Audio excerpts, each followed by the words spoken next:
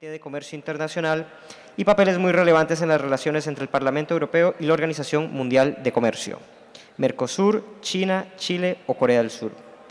Por toda esta labor fue reconocido como Eurodiputado del Año en 2 ocasiones en la categoría de Comercio y Economía y en 2016 fue nombrado presidente del Instituto de Crédito Oficial, cargo que ocupó hasta julio de 2018.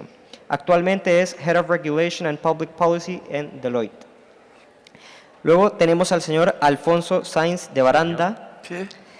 Él inició en el mundo de los fintechs en el año 2012, fundando ahorro.net para luego trasladarse a Londres a trabajar con Go Cardless, una de las fintechs más reconocidas del mundo.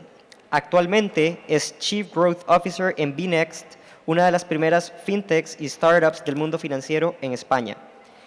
El señor Sainz de Baranda cuenta con un grado doble en Derecho y Administración de Empresas por la Universidad Pontificia de Comillas, así como estudios de posgrado en el HS de Montreal y Fordham University de Nueva York. Y por último tenemos a Rafael Muley.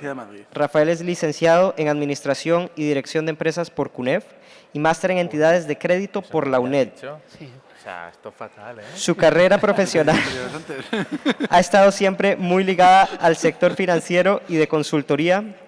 Comenzó en Arthur Andersen como consultor para posteriormente trabajar en Bank of America durante más de 6 años. Antes de comenzar a trabajar en Visa, fue Senior Manager Consultant para servicios financieros en KPMG. Actualmente ocupa el cargo de Managing Consultant Visa Consulting and Analytics para Visa en Europa. Bueno, caballeros, entonces, para iniciar esta mesa redonda, agradecerles primero su presencia en esta tarde y queríamos iniciar un poco con un bloque sobre las perspectivas concretas que cada compañía o entidad que ustedes representan tiene en el corto plazo sobre la cuestión de los medios de pago. ¿Cuáles son los retos que ven ustedes con la irrupción de los fintech, cómo está cambiando el mundo financiero, que viene siendo pues un sector muy consolidado y tradicional a lo largo de las décadas, pero que ahora ve cómo rápidamente está cambiando? De tradicional no tiene, vamos, o sea, creo que la banca ha estado siempre al filo de la mayor tecnología, porque les iba la vida en ello. Todos los sistemas de fraude que se han creado a lo largo de la historia, o sea, los bancos eran los que necesitaban mejor data y mejor tecnología siempre. Lo que pasa es que, bueno, el cambio tecnológico ha sido tan rápido en los últimos 40 años que se han quedado muy atrás. Pero vamos, o sea, de tradicional, yo creo, bueno, esto lo sabrá más aquí en Visa, pero el sector financiero a nivel tecnológico ha sido o ha intentado ser siempre el más puntero, creo yo. Ahí estoy totalmente de acuerdo y de hecho nosotros en Visa muchas veces nos dicen sois una entidad tradicional y decimos sí, pero somos la primera fintech. Porque hace 60 años... Ahora todos queremos ser fintech. Bueno, llamado fintech... Hace, yo no. Es verdad, hace es verdad. 60 Yo años os lo puse más fácil. se inventó un sistema por el que con una tarjeta podías pagar en diferentes comercios. Y eso al final ha traído muchísima innovación. Entonces, al final los retos son grandes porque el comercio electrónico cada vez aumenta más, el ciberriesgo es grande y hacer compras y pagos sin fricción con una experiencia de usuario que está a la altura de los servicios es complicado, van a venir muchos cambios. Yo no voy a hablar desde la óptica de Deloitte, si me permitís, pero sí desde la óptica regulatoria. Yo creo que, con el permiso de 2 expertos, la industria de los medios de pago se enfrenta a 2 retos. Primero, monetizar datos y segundo, la privacidad. Y para ello hace falta un marco regulatorio. Yo creo que venimos de Open Banking, que es lo que impulsó la directiva de pagos, PSD2, que yo tuve el honor de ser el reglamento y lo hablábamos hace un minutito, que ha permitido todo el tsunami de fintech, que creo que es bueno para la industria. Bueno, realmente es más de PSD1 ese, ¿no? Sí, pero bueno, todo el tema desde la óptica de los datos, me refiero, sí, es lo que, digamos, ha sido el impulso definitivo a los datos. Y yo sí que aquí creo que las entidades financieras se centraron mucho en aspectos que en ese momento parecían prioritarios, como puede ser las tasas de intercambio, que es las tasas que pagan la entidad financiera del propietario de la tarjeta y la entidad financiera del comercio, y no vieron la oportunidad que se venía y que otros sí vieron, y eso seguramente Alfonso puede explicárnoslo mucho mejor, con todo el tema de la compartición de datos. Es verdad que PSD2 genera lo que se llama Open Banking, es decir, que una fintech o que un banco, es importante este Madrid, debe de compartir datos con una fintech siempre y cuando el usuario lo autorice. Y es verdad que eso, de alguna manera, algunas entidades financieras están lamentando. Es verdad que otras lo han visto como una oportunidad y estamos viendo cómo incluso una entidad financiera española, lo hablábamos ahora hace un minuto también, pues permite a través de una aplicación y sin el famoso plástico que decía Rafa, el poder efectuar un pago. Y yo creo que ahora el reto, y eso es lo que preguntabas, es pasar de Open Banking a Open Data. Pero claro, tenemos que, primero, garantizar la seguridad de los datos, garantizar la seguridad de la privacidad. Y, de hecho, ahí la Unión Europea también ha sido pionera con todo el tema del General Data Protection Regulation, que muchas veces yo creo que aquí si pensamos que ente es, digamos, está más unido, si Estados Unidos o la Unión Europea, todos pensaríamos que Estados Unidos. Y la Unión Europea tiene un reglamento de protección de datos a nivel comunitario y Estados Unidos no. Estados Unidos está legislando a nivel estatal. Está la ley californiana que está haciendo un poco benchmark para el resto de leyes, pero son estatales. Y ahora, precisamente, las Big Tech lo que están demandando en Estados Unidos es una regulación de protección de datos a nivel federal en vez de a nivel estatal. Por lo tanto, y esto ya es otro debate, pero a nivel europeo a veces hacemos las cosas mucho mejor de lo que somos conscientes. Alfonso, ya sé que estás poniendo caras de duda, pero rebáteme alguno de los puntos que he comentado. Creo que efectivamente lo hacemos mejor, pero también, por ejemplo, y esto quizás tú sabes un poco más que nosotros que estuvimos en las conversaciones, pero ¿en qué momento se pensó que el limitar el coste, o sea, lo que ganaba una empresa por pagar, ¿no?, al 0,2%, como es en Europa, que aprovecho un consejo para general? Si algún día en una panadería os dicen que el mínimo para pagar con tarjeta son 5 euros y os dicen que es porque el banco les cobra mucho, es mentira. Lo que pasa es que tributan por módulos el IVA y lo que quieren es defraudar a Hacienda, ¿vale? No vayáis a sitios que os pongan mínimos. Es así. Totalmente de acuerdo. Es así. Yo se lo he dicho a algún panadero y no se les sienta bien, ¿eh? No les sienta nada bien. Yo el panadero debajo de mi casa se lo digo siempre que paso y además que voy mira, de un vez en avance cuando. importante, tienes toda la razón, ¿eh?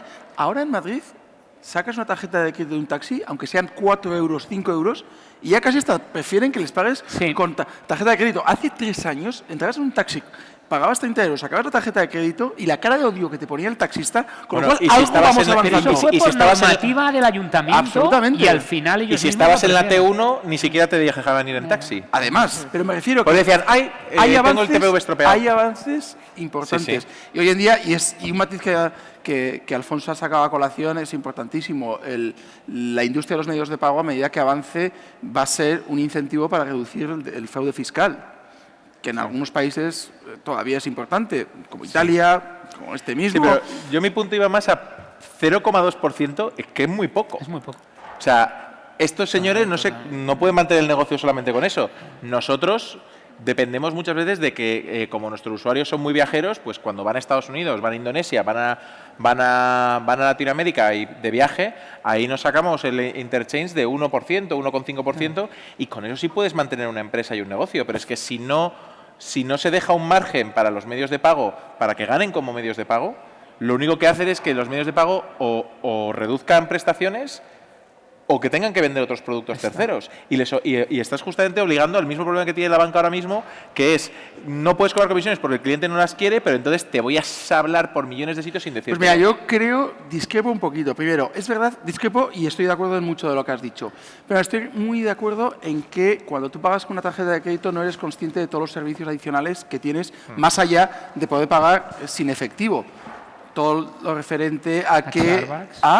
Tú tienes el comercio, el adquirente, se responsabiliza en caso de fraude. Exactamente. Y todo eso lo que referente hemos a fraude. hecho muy mal entre todos es no explicárselo al cliente. O sea, hoy Visa, Mastercard, American Express, todas las fintech tienen una serie de medidas antifraude que dan una serie de garantías a los consumidores de las cuales no somos conscientes. Y evidentemente no son gratis, tienen un coste, como bien has dicho tú. Pero yo creo también, y creo que es aplicable a la banca, que tenemos que adaptarlos a la realidad del siglo XXI. Y vuelvo a lo que he dicho al principio. todo lo referente a datos. Tenemos que crear un marco regulatorio que permita a las diferentes entidades financieras en el amplio espectro de la palabra, desde fintech, desde emisores de tarjeta tradicionales hasta las propias entidades de financiera, un marco regulatorio estable para que puedan ser capaces de, garantizando la privacidad de los usuarios, saber monitorizar Pero los ¿no datos crees que y RGPD ya en beneficio cumple? de los usuarios. O sea, por ponerte un ejemplo, y es un poco al margen de los medios de pago, un banco tiene una agregación de datos que seguramente ordenados pueden serle de mucha utilidad a una pyme en cuanto a proyecciones de mercado. Entonces, ¿por qué no? Insisto, un marco regulatorio, insisto, una garantía de protección de la privacidad de los consumidores. Pero creo que debemos permitir que todas aquellas empresas como las vuestras, que tenéis una ingente cantidad de datos, seáis capaces de monetizarlo, primero, para ganar dinero, porque vuestro beneficio será el beneficio de los usuarios, y segundo, ¿para qué nos vamos a engañar? Y segundo, para dar servicios adicionales a vuestros usuarios y clientes. El problema ahí, Pablo, yo creo, en el corto plazo y en el largo plazo, ya veremos luego cómo se adaptan, es que al reducir y hacer de la actividad de los pagos una actividad prácticamente deficitaria y además obligar a compartir los datos, lo que creas es que solo el caso de negocio que va unido a otros usos es rentable y realmente ahí posiblemente los bancos no sean tan especialistas como otros jugadores. Bueno, pero pueden contratar a una magnífica firma como Deloitte para que les ayuden a hacer eso.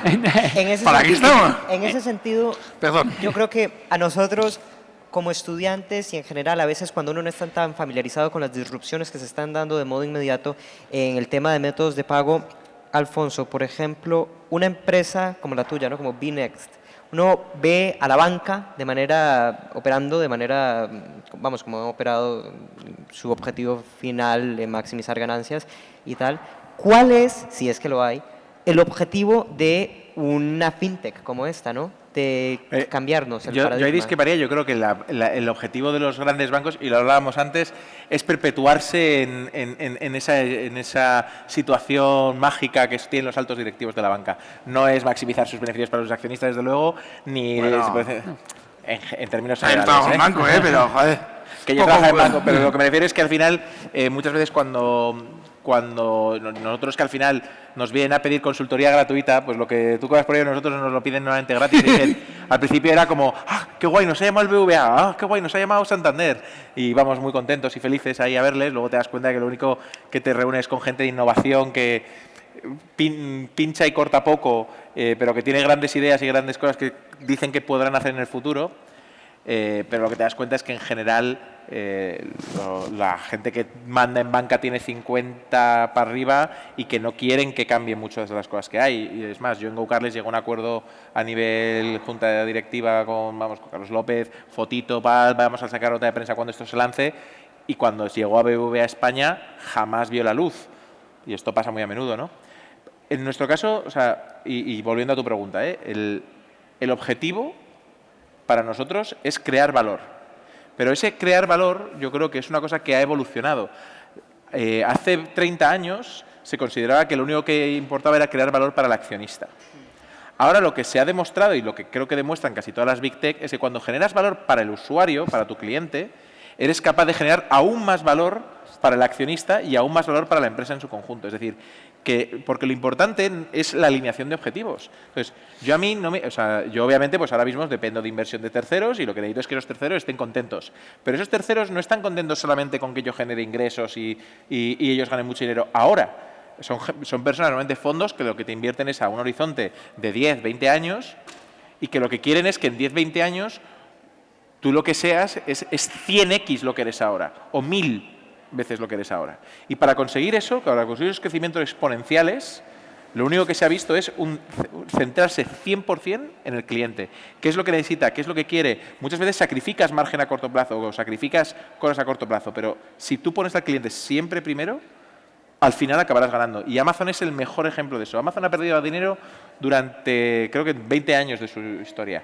Y los inversores seguían confiando en ella, algo que todo el mundo se preguntaba, ¿están locos los inversores de Amazon? Y al final Amazon de repente, no de la noche a la mañana, pero sí se ha convertido en una máquina ingente de generar valor para los accionistas, pero después de generar un ingente valor para los usuarios y para el comercio en general. ¿Y qué rol juega, por ejemplo, una empresa, podríamos llamar un poco más antigua, como Visa, en este esquema totalmente disruptivo? Visa realmente es una red de pagos. Y Visa realmente lo que hace es una red que es abierta, y es abierta en el sentido de que tecnológicamente es agnóstica. Es una red inclusiva en el sentido de que cualquiera puede participar en Visa con una licencia y no se favorece uno frente a otro. Y luego tiene un tercer rol que es fundamental y que a lo largo de nuestra historia es lo que nos ha hecho llegar hasta aquí, que es que vela por la seguridad. Tiene una serie de normas que protege a los clientes y luego, al tener todos los datos del sistema y haber invertido en modelos de seguridad, nos permite anticipar al fraude. Entonces, la gente, por desconocimiento, muchos me decían antes, claro, pero Visa con el pago móvil, Visa... No, los pagos móviles son con Visa.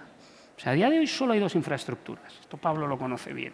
La de transferencia, la de cuenta a cuenta y la de pago entre tarjetas. La de cuenta a cuenta, gracias a avances tecnológicos y al apoyo del regulador, ahora es instantánea. Y nosotros creemos, además, que es buena la competencia y, de hecho, hemos comprado Plat, que es la fintech que hace toda la integración entre cuentas bancarias y otras fintech.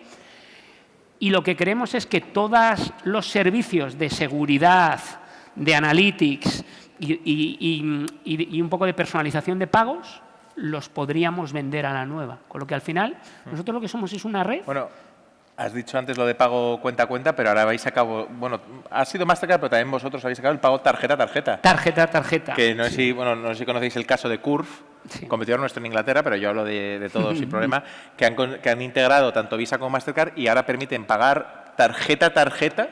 O sea, tú puedes pagar a una tarjeta Visa o una tarjeta Mastercard en cualquier lugar del mundo, instantáneo, y bueno, no es gratuito, pero casi gratuito. O sea, al final, lo que se está complicando es muchísimo el ecosistema, pero yo personalmente soy positivo porque cada vez la gente puede pagar de una forma mucho mejor, más barata, y mientras tengamos controlado el fraude y haya seguridad, yo creo que es claramente ventajoso. Y sobre todo una cuestión, ¿qué nivel de penetración de los pagos en tarjeta y en España frente al efectivo? ¿20 y pico %? Sí, hay 25, pero... Todavía es poco. Claro, ahí voy, es que, o sea, poco. del 25, y yo creo que estamos de acuerdo que en no muchos años veremos prácticamente desaparecer el efectivo. O sea, el potencial que hay es brutal. ¿Qué industria tienes en pocos años un margen para multiplicar tu público objetivo por 4? Y en un contexto seguramente que los pagos aumenten. Y yo sí que creo que, además, bueno, no sé si puedo introducir un elemento que también va a ser un revulsivo para la industria de los pagos a nivel europeo y también a nivel global. Y es un poco el revulsivo que ha sido la introducción de Libra por parte de Facebook. Yo creo que Libra, sobre todo, ha hecho reaccionar gobiernos y bancos centrales, y eso, a nivel europeo al menos, yo no conozco más a nivel global, va a impulsar todo lo referente a la regulación de Instant Payment y al facilitar todo lo referente a Instant Payment en los próximos años. Al final, es el típico ejemplo: si no puedes con tu enemigo, únete a él. Yo creo que vamos a ver euros digitales mucho antes de lo que somos conscientes. Eso tiene un impacto global también para el sector financiero, y estoy de acuerdo en lo que has dicho tú respecto al sector financiero, que evidentemente hay una serie de dirigentes que lo que quieren es mantener el status quo, pero yo creo que eso es imposible. O sea, aquellas entidades financieras... Ellos buscan su prejubilación. Sí, no pero miran mucho más allá. Pero yo creo que estaremos de acuerdo que el sistema financiero, tal y como lo concebimos hoy, es insostenible, al menos a medio plazo. Seguramente sí a corto plazo, pero no a medio plazo, en un contexto de tipos de interés que no hay perspectiva alguna de que vayan a subir en el yo incluso diría casi largo plazo. Por lo tanto, o hay una adaptación a tu modelo de negocio cuando el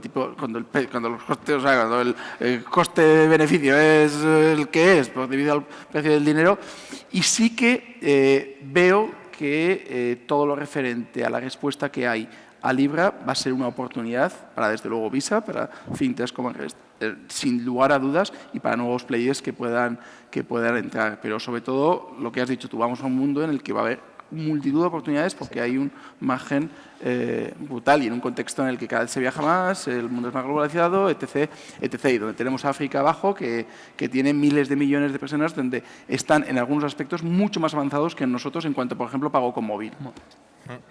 Ahora, Pablo, si me permites, pasando un poco ya al segundo bloque sobre eso que estás diciendo, uno ve toda esta disrupción, y yo por lo menos he escuchado muchas veces que un organismo, una entidad como la Unión Europea, siendo más bien poniendo y creando marcos regulatorios para este tipo de tecnologías. Se escucha mucho a veces que con respecto a Estados Unidos, su regulación más bien puede matar o atrasar la innovación.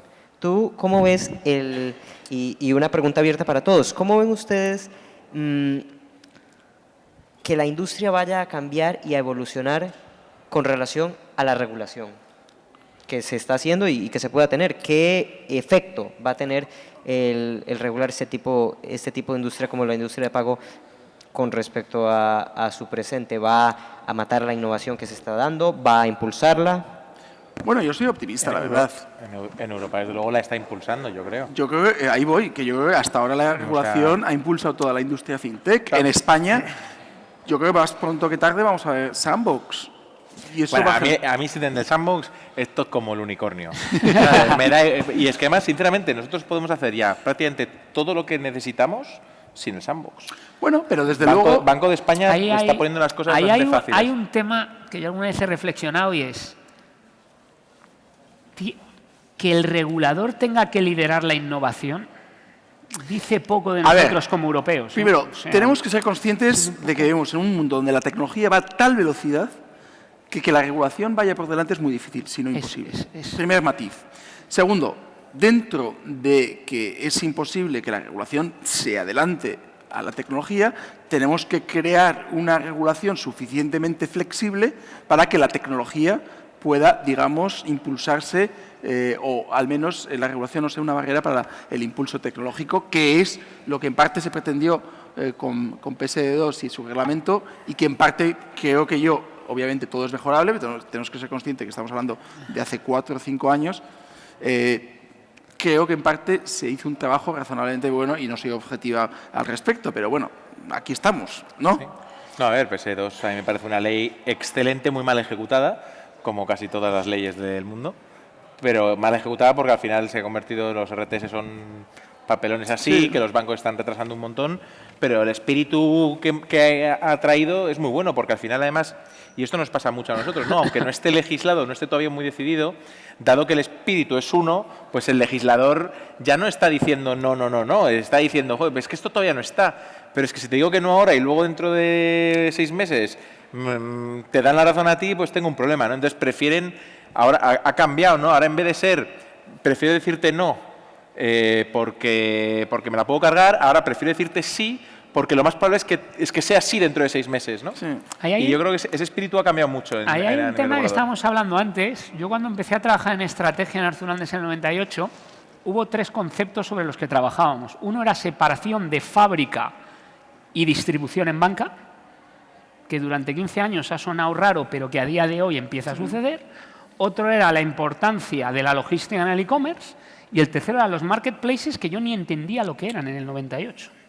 Entonces, lo que a mí me ha dicho el tiempo es que siempre sobreestimamos el impacto de las grandes innovaciones en el corto plazo y lo infraestimamos en el largo. Entonces, creo que el problema con PSD2 es que se pusieron unos plazos muy ajustados para un cambio muy grande, y es una opinión personal, en un momento en el que además a la banca, en no el momento más adecuado, le obligas a invertir bastante y a cambiar, y que a largo plazo va a ser muy bueno, pero que en el corto plazo genera muchísima tensión y posiblemente en cumplimiento va a haber entidades que van a empeorar su experiencia de usuario. Porque al meter el segundo factor, si no lo haces bien y no tienes el capital para hacerlo como un Amazon, vas a empeorar. Entonces, creo que en el corto genera mucho problema, pero en el largo va a dar mucho. Totalmente de acuerdo. En ese sentido, totalmente de acuerdo. Y todo el tema de prevención de fraude. Correcto.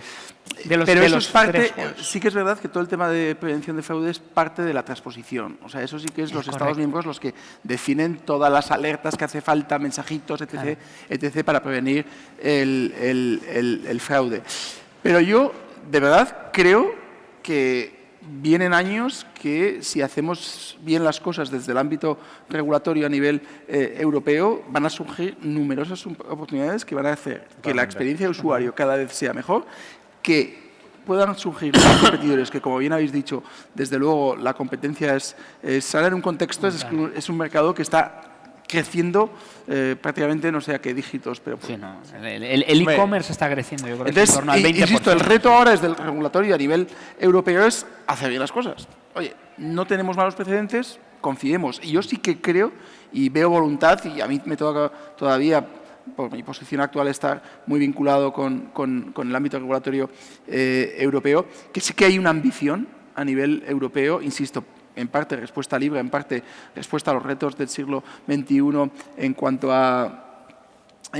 a nuevos actores que están penetrando, que puede ser una oportunidad. A mí, el único riesgo que veo, y me gustaría también saber vuestra opinión, es el tema de fragmentación de mercado. Es verdad que Europa quiere hacer un esquema europeo. Yo no sé hasta qué punto es necesario un esquema europeo.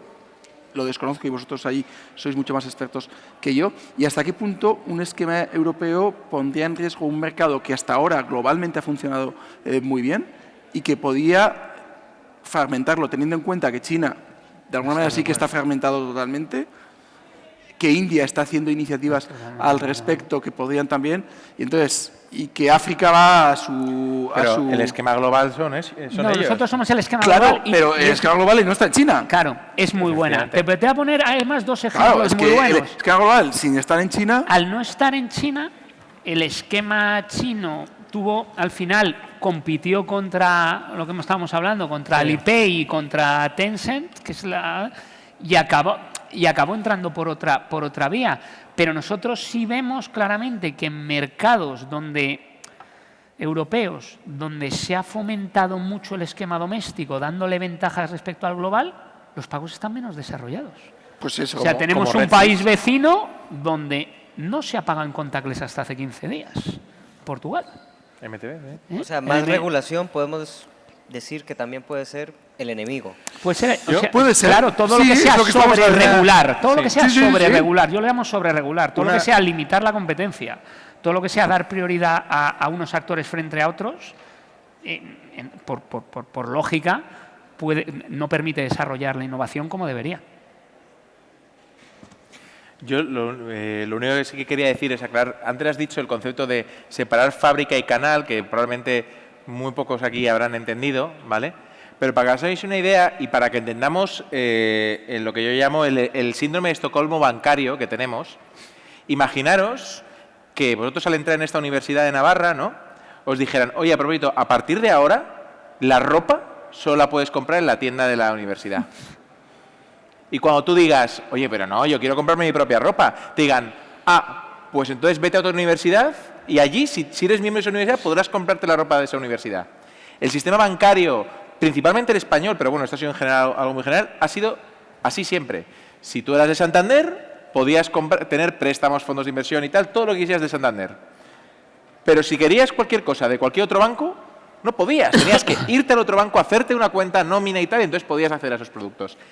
Eso es lo que, o sea, es que simplemente de pensarlo un poco, y cuando hablas tú de canal y a fábrica, es que es eso, no puede ser que el mismo tío que tiene tu cuenta bancaria con tu dinero sea el que te está vendiendo productos y además en exclusiva. O sea, yo tengo una historia de un banco en el que trabajé, no diré nombres, pero en el año 2010 consiguió que un fondo que había perdido el 10% en 5 años, ¿vale?, se convirtiese en el fondo más suscrito del año en ese periodo, ¿no? Es decir, consiguieron que la gente metiese muchísimo dinero en algo que llevaba perdiendo dinero años. O sea, es como si ahora mismo inviertes, no sé, en papel, por decirlo de alguna manera, algo que va a morir, o sea, algo que sabes que va fatal. Sí, y lo consiguieron con algo muy sencillo. Cogieron y dijeron, los clientes que tengan más de 3.000 euros, les tenéis que llamar y decirles a ver si quieren invertir. Y cogían, descolgaban, decían, y cuando decían, ¿en qué quieres invertir? ¿Cuál les recomiendas? No miraron cuál era el más rentable y el que mejor les salía a los clientes. Miraron cuál era el más rentable para el banco y fue el que le ofrecieron. Eso es un conflicto de interés tan brutal que ha tenido que venir 2 veces con MiFID y ahora con PSD2, porque PSD2, yo lo que te decía, para mí en el fondo es la rotura del cliente, o sea, la rotura de la posesión del cliente por el banco. Pero MiFID ha tenido que venir 2 veces, ninguna de las 2 realmente ha servido para lo que tenía que servir, Y a ver si con PS2 ya lo conseguimos a nivel tecnológico. Bueno, tú lo has dicho y has hecho bien no mencionar al banco, pero hay una entidad financiera que veréis anuncios que te permite a través de su app operar con todas las entidades. Sí. Es precisamente el ejemplo de que una amenaza se ha convertido en una oportunidad gracias a la regulación, y es como un verdadero líder es capaz de transformar esa amenaza en una oportunidad. Otra entidad financiera, por ejemplo, se lamenta cada vez que puede su máximo responsable de que PSD2 no permite que los datos sean bidireccionales, es decir, que el banco también pueda chupar datos de la fintech. Pues a mí, joder, me alegro que haya una entidad financiera que convierta la amenaza en oportunidad, y otra, pues me da pena que no sea capaz de tener esa visión de transformarlo y solo se lamente de algo que, bueno, que quizás es mejorable y que yo creo que en los próximos 2-3 años veremos cómo esos datos son bidireccionales. Tampoco es cierto que la fintech no deba compartir datos. Si la fintech no es entidad regulada, no, pero la entidad regulada de la que depende... Totalmente, sí, exactamente. Datos, es decir, si la fintech es una entidad regulada, tendría que obligación pero es que la entidad regulada, porque si una fintech no es entidad regulada, tiene que estar asociada a una entidad regulada, esa entidad regulada tiene que ofrecer sus datos, por tanto la fintech al final ofrece sus datos. Es decir, el juego está totalmente nivelado. Yo, como fintech, no tengo licencia propia, trabajo con una licencia de un tercero. No gestiono riesgo, por tanto, lo que se me exige es diferente a lo que alguien que gestiona riesgo. Gestionar riesgo es préstamos. Yo no puedo prestar dinero, por tanto, no me puedes exigir lo mismo que alguien que presta dinero de otros. Yo tengo un coeficiente de caja, que eso es el dinero que está de todos los Binexters, todos los cientos de millones de euros que están depositados en nuestras cuentas, el 100% de ese dinero está depositado en nuestras cuentas. Nada se invierte, nada se presta, nada. Está todo ahí. Si mañana vienen y todo el mundo quiere su dinero, lo tiene. Eso es una seguridad que nadie más, ningún banco del mundo tiene. Entonces, por tanto, lo que se me exige a mí... Pero bueno, no tienes los tiene nada que requisitos ver. de capital, eso claro, quiero decir. O sea, pero por eso mismo, pero totalmente de acuerdo. porque yo no soy un riesgo sistémico. Ellos sí, por tanto es normal que se les exijan cosas. Entonces, a mí cuando aparece el de Bankia, la de Santander y tal, diciendo las cosas, es como, pues, o no entiendes tu propio negocio o estás simplemente aquí intentando meter mierda a ver si alguien se lo cree. Pero es que nadie te va a creer. Sí, porque es verdad que las entidades financieras se quejan de que este señor tiene muchos menos requisitos, o ese señor, pero sobre todo este señor tiene muchos menos requisitos, pero lo has explicado perfectamente. Es que ellos no tienen el dinero disponible para que todos los clientes vayan mañana, y ese dinero que tú tienes disponible obviamente tiene un coste. Es una porque hoy actividad. tener dinero en una cuenta corriente o tenerlo... Que a propósito está en un banco que nos cobra por ello. Por eso te digo, Ahí tiene un coste. Ahí la queja con más sentido que yo de los bancos es que al final ellos tienen que abrir completamente los datos a los players, a los PSPs, a las nuevas entidades, y ellos al principio no eran conscientes de que toda la inversión en autenticación y que la responsabilidad iba a recaer sobre ellos, que al final acabó recayendo. Entonces, son dos actividades completamente diferentes, pero en ese plazo son ellos. Al final yo insisto en que la banca va a pegar un cambio con esto que va a ser espectacular, porque mucho margen se va a trasladar a los distribuidores y van a tener que ser extremadamente eficientes, pero es verdad que a largo plazo el cliente, el que maneje la información, va a tener muchísima más transparencia, muchísimas más alternativas y menores costes. Ese era el objetivo y es... Totalmente de acuerdo en el análisis, que de alguna manera sí que hay cierta injusticia en el tema de compartición de datos, pero también creo que hay que hacer autocrítica porque la banca en su momento no se centró en ese aspecto, sino que se centró en las famosas tasas de intercambio, y que al final hoy yo creo que tienen la importancia que tienen. O sea, porque al final el mundo no va en ganar dinero a través de una tasa de intercambio, sobre todo en un Tasa contexto de intercambio es lo que cobran lo que los comercios pagan porque uses la tarjeta. Porque uses la tarjeta. Que es que estamos hablando de términos de verdad que yo no conocía hace 2 años y me llevaba mucho tiempo dedicando a pagos. Pero a lo que me refiero es que al final, en un contexto competitivo, el capar las tasas de intercambio tiene un sentido bastante limitado en tanto en cuanto la competencia es lo mejor para que los usuarios paguen lo menos posible. Que estoy seguro, y ahí os hago la pregunta a vosotros, que si hoy no hubiese tasas de intercambio, seguramente no fueran mucho más altas de lo que hoy. O sea, perdón, si hoy no estuvieran capadas las tasas de intercambio, no serían seguramente mucho más altas de lo que son. Porque hay competencia, no lo sé, es una pregunta. Bueno, pero eso que... Perdona, te que estoy dices, quitando... no. De esto se trata. Pero eso que dices me llama mucho la atención de que hay terminología que estando años en la industria hasta ahora, más o menos, se tiene el dominio. Hoy he aprendido dos, AISA y Sí, el OIF, OIF, ¿no? sí. Y entonces, He aprendido dos términos que llevo utilizando un montón de tiempo, pero no sabía que se llamaban así. Y entonces, No sé. con Conocimiento. esta realidad que tenemos hasta de aprender términos día a día y si eso, que están en la industria, ahora no me quiero imaginar para el usuario promedio lo que debe ser tratar de comprender todos estos cambios, es una pregunta la que voy a hacer es muy simple, pero me parece que al mismo tiempo, bueno, veremos la respuesta. ¿Hacia dónde va esta industria en el futuro? Pues yo creo que pagar es la vida, ¿no? O sea, me refiero, todo lo que hacemos en nuestro día a día es hablar con gente, o sea, pagar es como el método de comunicación más base, o sea, yo quiero algo, pago por ello, alguien quiere algo de mí, me pagan por ello. O sea, es un nivel de abstracción a nivel de comunicación. Entonces, lo que vamos es a no sé, decían los de Amazon pagar con la mano. Salía el otro día un artículo.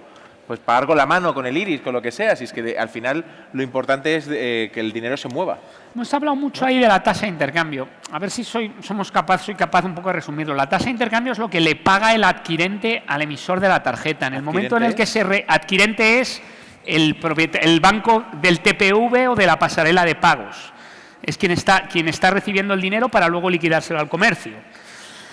Al regularlo, lo que sucede, sobre todo las transacciones de débito, es que lo máximo que puede cobrar son 7 céntimos el emisor de la tarjeta. Eso hace que el negocio de tarjetas sea casi deficitario, sobre todo en un mercado como el español que no se cobran cuotas. Al ser deficitario, lo que sucede, que era un poco lo que yo decía al principio, es que obligas a que quien invierta y desarrolle los pagos tenga que crear otros casos de uso, como por ejemplo compañías como Binex, que luego tienen un marketplace que a partir de la transaccionalidad te venden otra serie de productos, como compañías como PayPal, que lo que explican es a los comercios que van a pagar más rápido, van a vender más, pero el pago en sí mismo que generaba deja de ser rentable. No, y sobre todo que se le quita valor. Se le quita valor. Sí. Que eso yo creo que es muy negativo. Entonces, claro, cuando tú eres una entidad, por eso protesta es mi visión, cuando tú te has dedicado toda la vida a la emisión, a crear productos, a desarrollar tecnología contactless, a emitir una tarjeta y venderla, y limitan mucho tus ingresos, es un cambio muy rápido y yo creo que va a hacer que los pagos entren otros players. Entre Apple, por ejemplo, que aunque va detrás de un emisor tiene otro caso de uso. Ya, pero ahí, lo que hablábamos antes también, entra Apple, pero la pregunta es ¿por qué entra Apple? Claro. Porque Apple, ¿cuál es el margen que tiene Apple? Lo desconozco, pero solamente tiene 2 dígitos. Claro, sí. ¿Tu margen es de 2 dígitos en el Claro, pago de está tarjetas? claro en el pago, ¿no? Entonces, con lo cual, él no va a ganar dinero por la tasa de intercambio, él va a ganar dinero por por un servicio adicional que podrá generar bien a su cliente, bien internamente para vender a otro cliente, que volvemos otra vez al comienzo. Parece que pueden ser los datos. A ver, Apple, le decía antes, Apple Card se ha metido en Apple Card porque lo que dice es pago 3.000 millones de euros al año a Visa y Mastercard en tasas de intercambio. Porque todo lo que compran mis clientes, esto es lo que pago. Si saco una tarjeta y me ahorro esos 3.000 millones, genial. Pero ¿y qué pasa si le doy esos 3.000 millones a mis clientes? Pues que les hago más fieles. Ese es el juego. Es más, yo dudo que Apple Card vaya a salir de Estados Unidos. Porque los márgenes, o sea, si se vienen a Europa... Apple Card es muy difícil. Vamos a ver. El pago en tarjeta, en Estados Unidos los intercambios son altos. Entonces se le puede devolver. Y luego, además, en Estados Unidos la gente financia mucho con tarjeta. Entonces, por eso Apple Card no tiene sentido. Pero es verdad que cada economía es un reto, y yo creo que lo ha explicado muy bien Pablo. Ahora, en este entorno habrá que buscar otros casos de uso y habrá que buscar otras fórmulas. Yo insisto, creo que en el largo plazo va a haber mucha innovación, pero en el corto plazo hay estrés, porque tienes que pasar de gatear a correr, tienes que pasar a trabajar en abierto cuando trabajabas en cerrado y tienes que hacerlo con fecha. Es un poco... Pero fíjate que tú básicamente lo que nos estás proponiendo es que vayamos... O sea, hay dos modelos, yo creo, a nivel tecnológico, ¿no? Está el modelo Amazon, donde yo hago un servicio, cobro por ello, tengo un margen y todo está muy claro. Yo sé que compro algo por 20 euros en Amazon, pago un Prime que me da un servicio de tal y sé que de ahí Amazon gana dinero, de alguna manera. Y luego tenemos el caso Instagram o Facebook. No sé cómo ganan dinero, me muestran publicidad. Es decir, me dan un servicio al que yo luego no valoro porque realmente pues tengo Instagram, es gratis, lo utilizo todos los días, tal. Por detrás alguien ha hecho un caso de uso muy guay en el que venden mis datos a entes publicitarios para mostrar publicidad y tenemos cosas como The Great Hack que aparece en Netflix, etcétera. Es decir, o sea, yo creo que hay un riesgo y es con lo que empezamos, ¿no? Si a los servicios financieros se les limita los precios que pueden cobrar, o sea, es que en realidad los precios no deberían limitarse, deberían autorregularse a un nivel que sea aceptable. Lo que ocurre es que hay oligopolios y hay esto, y entiendo que tiene que haber una regulación mayor en estos casos, pero el problema es que si tú limitas y obligas a que la gente tenga que buscarse las castañas de otras maneras, quizás lo que te encuentras son cosas que no te gustan tanto. En China, lo que está ocurriendo ahora mismo es un gran hermano a gran escala que se ha creado en base a Tencent y Alipay, que han creado unas redes de datos increíbles que básicamente ahora se han vendido al Partido Comunista para tener vigilada a la población. Tienen 1.000 millones de cámaras con una inteligencia artificial brutal que saben reconocer, y ahora tienen una cosa llamada scoring social que son capaces de, con tus transacciones de los datos, con lo que ven por la calle y con tal, decir si eres buen ciudadano o no y decidir si te dan un crédito o no. Y eso es algo que a mí me asusta mucho. Entonces, cualquier cosa que quite valor y haga que tengas que buscarte las castañas del fuego, me parece que también tiene un riesgo regulatorio importante. Totalmente. 3 comentarios, a ver, que me acuerde. Primero, Facebook. No tengo ninguna duda que Facebook e Instagram, más pronto que tarde, nos pagará a los usuarios por los datos. Veremos que Facebook, y seguramente en parte Libra creo que responde a eso, más allá. Era por eso, sí. Para que obviamente no te va a pagar en euros o en dólares, te va a pagar en libras. En libras de ellos, no en libras británicas. Segundo, estoy de acuerdo contigo que hay riesgos, pero esos riesgos existen y la banca también de alguna manera se está de alguna manera adaptando a esta nueva realidad. ¿Quién es el que más Samsung vende en España? Samsung. Teléfonos la Samsung. Caixa. Sí. Sí, con sus tiendas de móviles. Entonces, vente al banco y compra un móvil. ¿Qué genera más valor a un cliente? ¿Venderle un Samsung? O, por ejemplo, lo que decía antes, y perdona que me repita otra vez, que yo tengo una pyme y me da, a través de los datos acumulados que tiene de todas las pymes españolas similares, una proyección de mercado que me ayuda a, de alguna manera, poder ser capaz de hacer o de generar más valor a mi empresa. Y luego está el matiz también importantísimo que has dicho y que a mí me preocupa, pero que la duda es, ¿preocupa a la sociedad? China, como bien ha dicho Alfonso, se ha convertido en un gran hermano donde la privacidad está absolutamente fuera de lugar, donde no existe la privacidad como tal, pero estoy seguro que si os pregunto cuánto estaríais que si mañana para utilizar Instagram tenéis que pagar $100 o que renunciáis a la privacidad para tenerlo gratis, estoy seguro que muchos de nosotros responderíamos que renunciamos a la privacidad para tenerlo gratis. O sea, estamos en gente que una dice que ya lo sociedad, estamos haciendo, ¿no? Lo estamos haciendo inconscientemente, pero yo estoy seguro que mucha gente lo haría conscientemente. Estoy seguro Totalmente. que las nuevas generaciones están dispuestas a renunciar a la privacidad por tener servicios adicionales por parte de todos estos elementos, como pueden ser desde Amazon hasta Instagram, Facebook, etcétera, etcétera. Y entonces, Sí, ante ese paradigma, ¿debe el regulador proteger al que no quiere ser protegido? No tengo ni idea, ¿eh? Pero ahí es que entra un tema de conocer los derechos a los que estás renunciando. O sea, es como decir... es como el famoso, ¿sabes? El contrato con el diablo, ¿no? La historia de... No. Joder, ahora me sale. Pero bueno, Sí.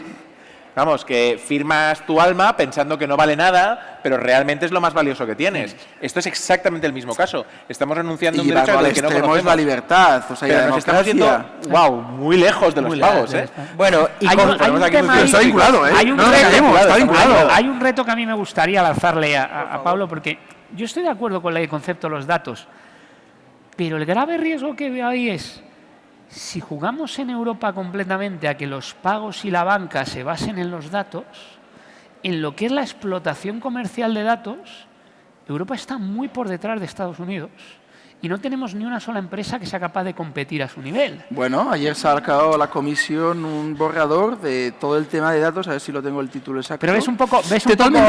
Totalmente que estamos atrás, totalmente que somos conscientes que estamos atrás, que no es poco, y totalmente que nos estamos poniendo las pilas al respecto. Y, de hecho, ayer se filtró un documento que era Europe Fit for the Digital Age. Exacto.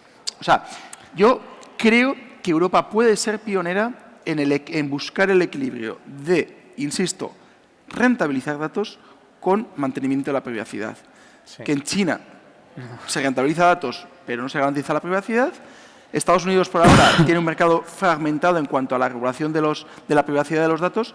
Y yo sí que veo una oportunidad en Europa de ser pioneros en buscar el equilibrio entre ambas entidades. Y, de hecho, el General Data Protection Regulation que hemos mencionado está siendo un benchmark para Estados Unidos. GDPR para es muy bueno y ningún abogado lo entiende. Esa es la conclusión a la que yo he llegado. O sea, podemos O decir sea, al final... No sé si algún día os enfrentáis a esto. si Desde luego, algún día a estáis titulares en no derecho, nos vamos. Has lanzado titulares por doquier, vamos. Ya, es que me encanta además así. Los ensayo delante del espejo. Pero sí, no sé si os ha pasado a vosotros, pero de verdad, o sea, hablas con un abogado, ¿cuánto? No, tienes que poner 4 checks, ¿sabes? De estos. Hablas con otro, no, con uno te vale. Hablas con otro y dice, no, creo que necesitas 5.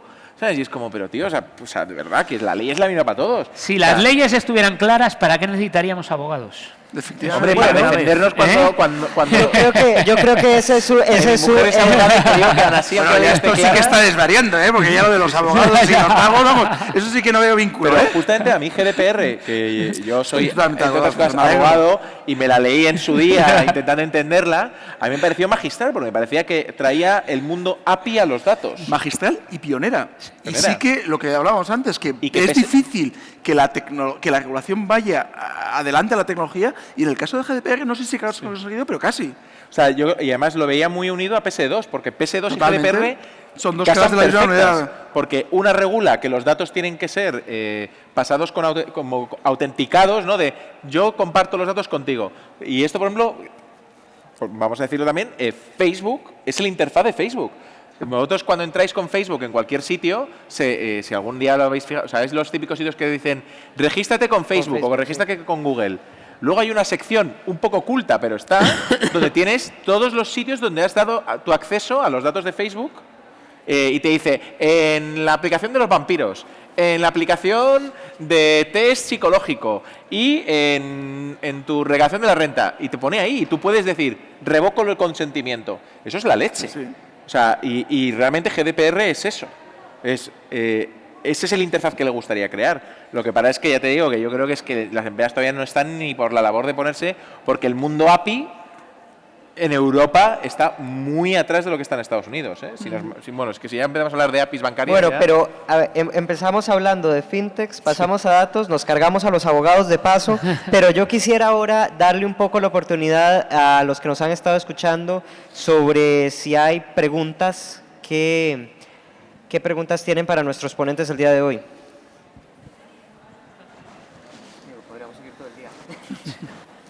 Sí, yo soltando titulares. Muy buenas tardes. Bueno, lo primero, daros las gracias a los tres, bueno, a los cuatro. Ha sido muy interesante. Yo tengo una pregunta un poco relacionada con lo que comentaba Pablo.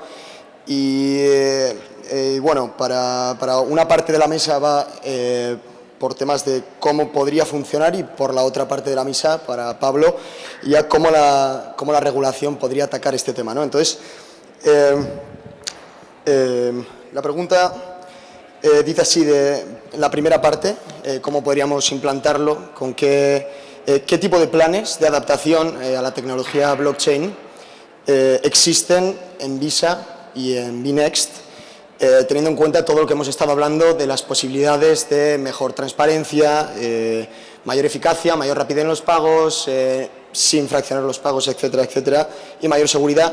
Y en la parte de la regulación, ¿cómo podría la regulación ponerse a la altura de la tecnología y poder competir en esta carrera entre instituciones y la tecnología? Gracias. ¿Te parece? Empiezo yo por Visa. En Visa hemos trabajado mucho en blockchain y estamos trabajando a día de hoy, o por lo menos yo estuve en un proyecto hace unos años, el mayor problema que había es que la mayoría de las soluciones, cuando tú usabas blockchain para ejecutar un pago, o sea, para cerrar un contrato y que quedara recogido, tardaba bastante tiempo, ciertos minutos, en quedar cerrado.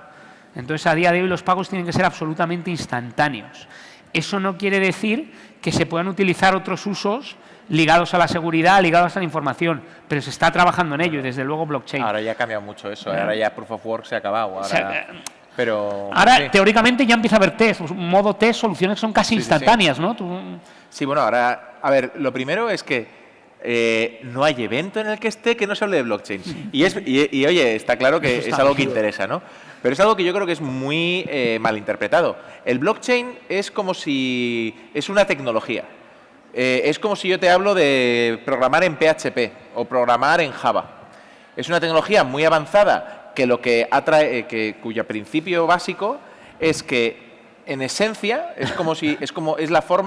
es el Internet 2.0, porque Internet lo que hizo fue que el valor de una copia era gratuita, es decir, yo tengo una canción, te la paso a ti y ni tú ni yo perdemos nada, simplemente tenemos los dos una canción, ¿no? Yo te paso una película, yo no pierdo nada, o sea, en el mundo físico yo te dejo un CD y yo dejo de tener el CD.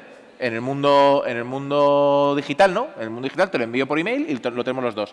Blockchain lo que trae es la capacidad de transmitir valor online. Es decir, yo te paso esa canción y en ese momento esa canción ya no es mía, sino es tuya y solo tú la puedes oír. Eso es lo que trae blockchain en esencia. ¿Vale? Eso se quiso aplicar al mundo de los pagos, pero no es el único, ni mucho menos de sus múltiples aplicaciones, pero es una tecnología muy chula que se está desarrollando y que será... Y yo creo que tiene muchísimo futuro. Y sobre todo también para el sector financiero. Para el sector Yo la verdad es financiero- que cuando estaba en ICO, paréntesis, lanzamos un proyecto con una entidad financiera para hacer el Project Finance a través de blockchain. La verdad es que una moción de censura lo impidió, pero bueno. Nada pasa sin casualidad. Pero yo creo que al final es como... O sea, el futuro por blockchain, pues probablemente sí, pero por ejemplo, nosotros no tenemos ningún plan de hacer blockchain. Yo me dedico a hacer que la gente pueda pagar mejor, más fácil y que controlen su dinero.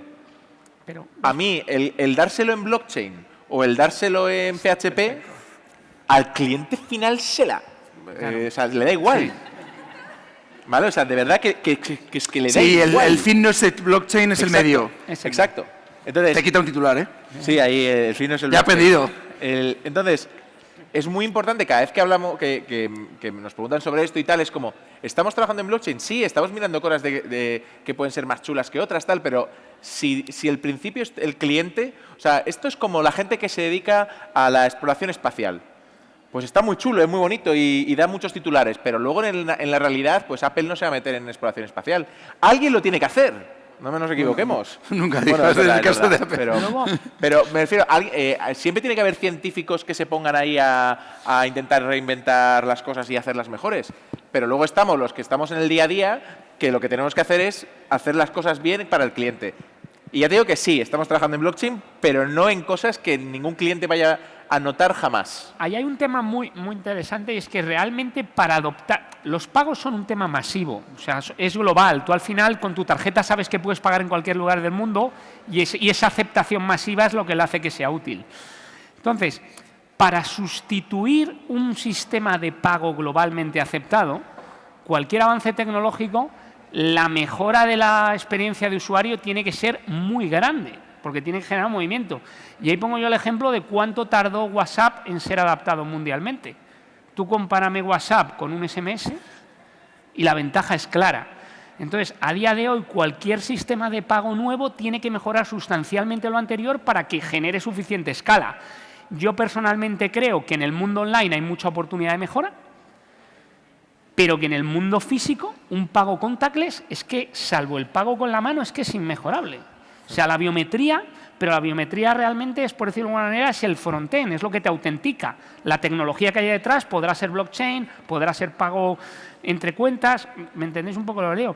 Entonces, realmente, yo creo que es tecnología que podrá utilizarse, pero lo que es una experiencia de pago, creo que el mayor avance va a ir en el mundo online, donde podemos mejorar mucho, pero en el físico creo que estamos muy avanzados, excepto con la biometría, pero ya con Apple Pay pagas con el dedo.